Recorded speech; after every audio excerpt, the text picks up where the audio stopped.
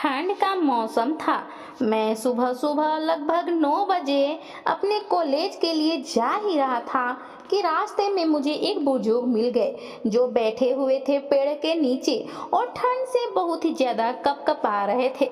मैं उनके पास गया और बोला, बाबा, आप ऐसे ठंड में यहाँ पर क्यों बैठे हैं? आप घर अपने चल क्यों नहीं जा रहे हैं? यहाँ पर तो बहुत ज्यादा भी ठंड लग रहा है।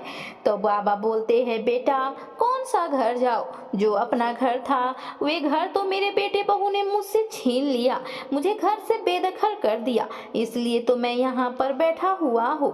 मैं उन बाबा की बातें सुनकर मेरे आंखों से आंसू आने लगे, क्योंकि वह तो ऐसे उम्र में थे और उनके बेटे बहू उन्हीं का घर क्यों छीन लिए और उन्हें घर से बेदखल क्यों कर दिए। मैं उनके पास बैठ गया, क्योंकि लगभग मेरा कॉलेज 11 बजे शुरू होता है और मैं घर से तो 9 बजे ही निकल गया था कि इस ठंड में कोहरामा रहता है और कुछ दिखाई नहीं देता है तो जाने में लेट हो जाएगा। लेकिन उन बाबा के वो ऐसा देखकर मुझे उनके पास से जाने का मन ही नहीं किया। मैं उनके पास बैठ गया और बोला, बाबा, आप ऐसा क्यों कर रहे हैं, कह रहे हैं? हो सकता है आपके बेटे ने आपको गुस्से में ऐसा कहा होगा और आप घर से आ गए। क्या हुआ? बेटा गलती से गुस्सा में कुछ कह देता है तो उसमें बुरा नहीं माना जाता है।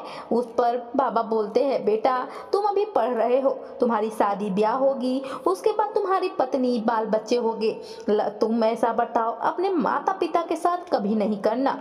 तो सुन लो, मैं भी अपने बेटे से, मेरा बेटा बहुत हमसे प्यार करता था और मैं भी अपने बेटे से बहुत प्यार करता था।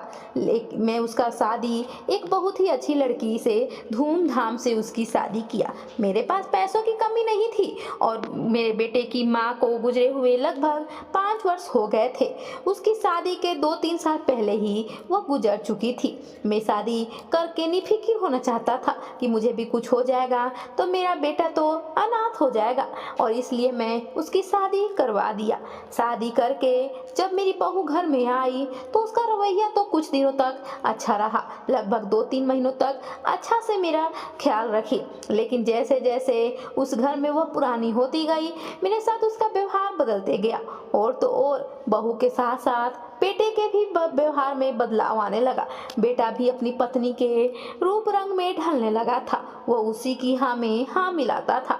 वह कोई किसका गलती है किसका नहीं यह नहीं देखता था। बस ऑफिस जाता और ऑफिस से घर आता और जो भी मेरी बहू अपने बेटे से कहती, मेरे बेटे से, वो बात मान लेता था। और तो और अपनी पत्नी के कहने पर मुझे डांटता भी था और कभी कभी तो मुझे धमकी भी देता था कि पिताजी, आप ऐसा क्यों करते हैं, जैसा वो कह रही है वैसा ही कीजिए। लेकिन मेरे बेटे को यह नहीं पता था कि उसके ऑफिस जाने के बाद उसकी पत्नी मुझसे घर का सारा काम करवाती थी, यहाँ तक कि कपड़े लाते झाड़ू तक करवाती थी। और तो और कभी जब खाना भी मुझे नहीं देती थी। घर में खाना बनाने के लिए नौकर रखी हुई थी, उसे भी वह हटा दी थी। मुझे ही खाना बनाने के लिए कहती थी। मुझे तो खाना बनाने नहीं आता था, लगभग मैं थोड़ा बहुत बना लेता था, इसलिए मुझे हमेशा डांटती थी। और अगर कभी भी गलती से खाना खराब बन जाता था तो उस दिन तो मुझे दिन भर भूखे ही रखती थी और खुद ऑनलाइन ऑर्डर करके खा लिया करती थी। मैं भी बहुत कोशिश करता था कि खाना मुझसे अच्छा बने, जले नहीं, लेकिन फिर भी कभी कभी खराब हो ही जाता था, क्योंकि मैं तो खाना नहीं बनाता था, मेरी पत्नी ही हरदम बनाती थी। उसके गुजर जाने के बाद कैसे जैसे 2 साल तक गुजारा किया था। इसलिए तो घर में बहू ले आया था कि घर बहू अच्छे से संभालेगी।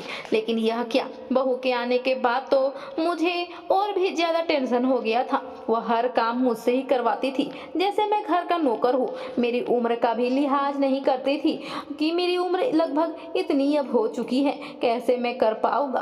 और तो और ठंड का मौसम आ गया तो मुझे सुबह में ही उठा दिया करती थी। मुझे गर्म पानी से नहीं, ठंड पानी से ही नहाने के लिए कहती थी। यह सब बातों पर मेरा बेटा एकदम थोड़ा सा भी ध्यान नहीं देता था।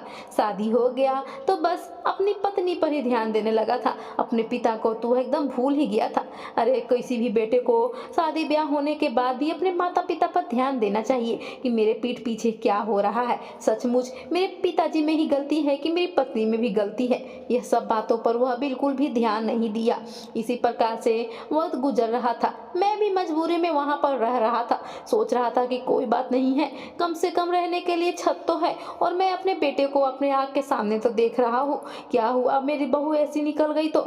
मैं किसी प्रकार से रह रहा था, लेकिन एक दिन तो हद ही हो गया। मैं किचन में चाय बना ही रहा था कि चाय में नमक बढ़ गया चीनी के बदला गलती से। और फिर क्या था, वह चाय लेकर मेरे हाथों में उड़ेल दी मेरी बहू। मेरा हाथ जल गया। मैं तड़पता रहा, लेकिन वह बिल्कुल भी मेरे लिए नहीं विचित्र हुई, बिल्कुल भी चिंता नहीं की और वहां से वह चल गई। मैं किसी प्रकार से किचन से निकलकर मलहम हाथों पर लगाया। मैं मलहम लगाकर बैठ गया, कुछ भी घर का काम नहीं फिर किया। उसके बाद वह मुझसे सारा घर का काम करने के लिए कह रही थी, उस जले हुए हाथ में भी। मैं कहा, बहू मुझसे कैसे होगा, एक दिन मेरी उम्र है और तुम ऊपर से हाथ जला दी।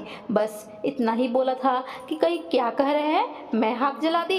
यह तो कहने की कोशिश भी मत कीजिएगा, यह हाथ तो आप खुद अपने ही से जलाए हैं।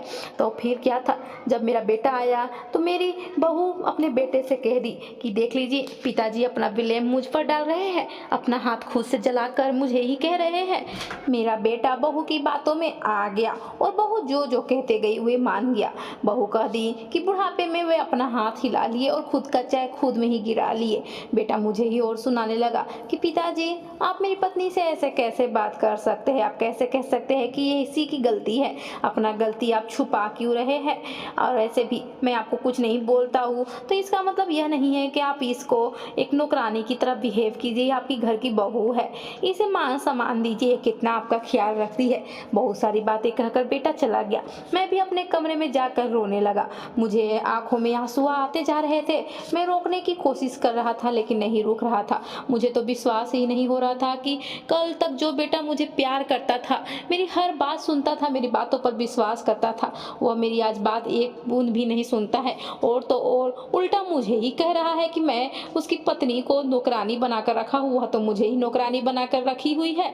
बेटा यह सब नहीं देख पाता है, ऑफिस में दिन भर आता है और घर आता है तो उसकी पत्नी उसके सामने तो कुछ भी मेरे साथ गलत नहीं करती है। मैं एक दिन सोच लिया कि मैं अपने बेटे को सारी सच्चाई बतला कर ही रहूँगा। मैं एक दिन दूसरे दिन ही क्या किया कि सुबह सुबह उठकर बेटे के ऑफिस जाने से पहले ही उसके ऑफिस में चला गया और फिर वहीं पर जाकर बैठ गया।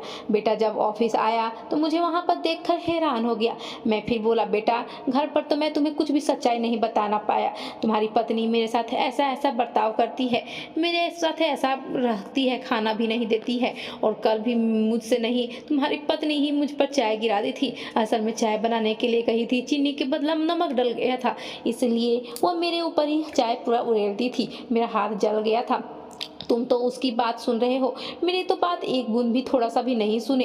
लेकिन बेटा मुझे उस समय भी अनसुना कर दिया और मुझे ऑफिस से फटाफट निकाल दिया, स्टाफ से कहकर कि इन्हें निकाल दीजिए, यह मेरे कोई भी नहीं है।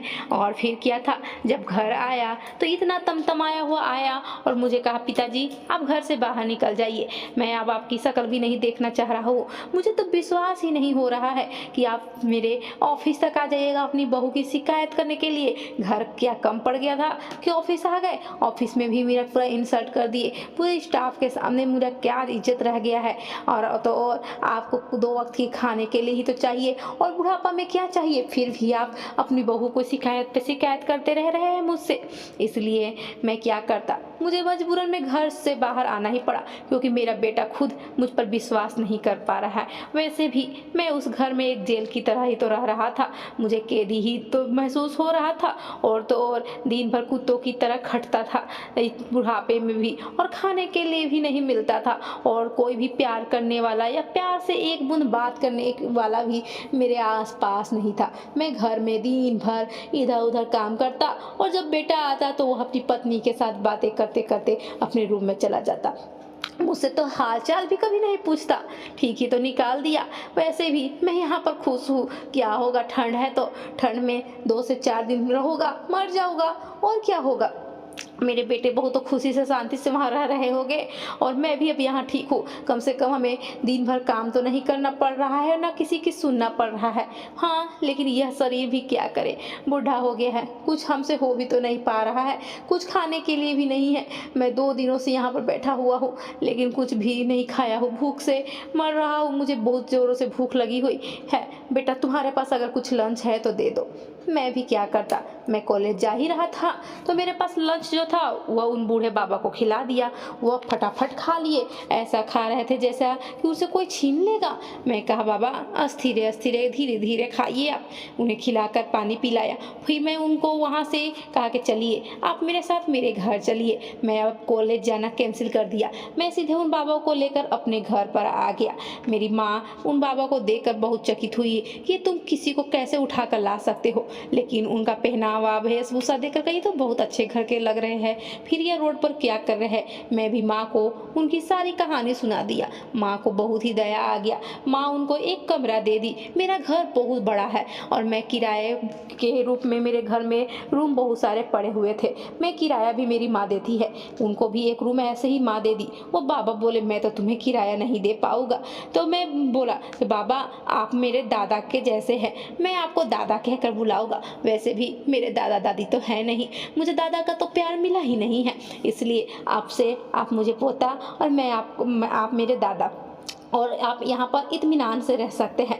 मैं उन बाबा को एक रूम दे दिया और सबसे पहले उन्हें गर्म पानी दिया पीने के लिए, फिर गर्म चादर ओढ़ने के लिए, कपड़े पहनाए गर्म गर्म। इतनी ठंड की मौसम में वे बहुत ज़्यादा कपकपा रहे थे। उनका पूरा रूम में व्यवस्था कर दिया। अब वह बहुत ही फिर भी महसूस कर रहे थे। उन्हें अनजान घर में बहुत ही अजब लग रहा था, लेकिन कुछ दिनों के बाद फिर वह ठीक हो गए। उनकी तबीयत ठीक हो गई थी। फिर वह बोले, तुम अनजान होकर मेरे लिए इतनी सेवा कर रहे हो, मैं भी लेकिन मुफ्त का यहाँ नहीं रहना सकता हो। कितना भी है, तुम अपने दादा तो मुझे बना लिए हो, लेकिन फिर भी मेरा मन नहीं भर रहा है। मेरे मन के लिए कुछ तो मुझे करने दो। फिर क्या था, मेरे पिताजी का बहुत ही बड़ा कपड़े का दुकान था।